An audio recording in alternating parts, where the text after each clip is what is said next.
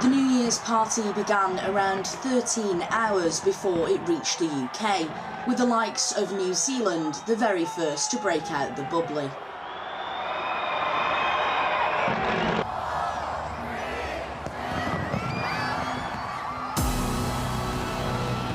A couple of hours later, the celebrations reached Australia, with fireworks lighting the sky over the iconic Sydney Harbour.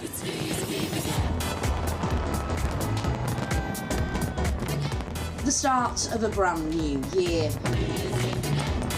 As midnight struck around the globe,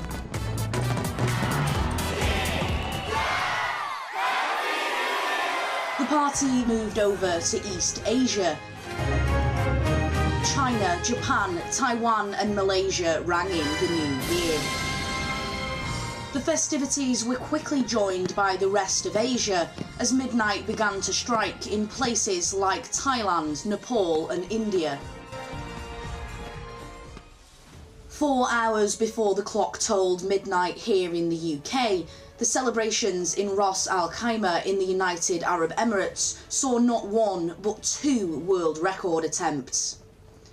As a showcase of over 1,000 drones and aquatic pyrotechnics dazzled the onlooking crowds. Then, with not long to go on the UK countdown, it was Europe's turn to enter 2024.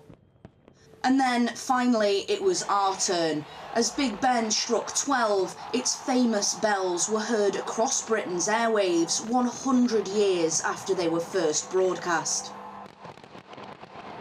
The celebrations commenced as people here in the UK welcomed in the start of the new year.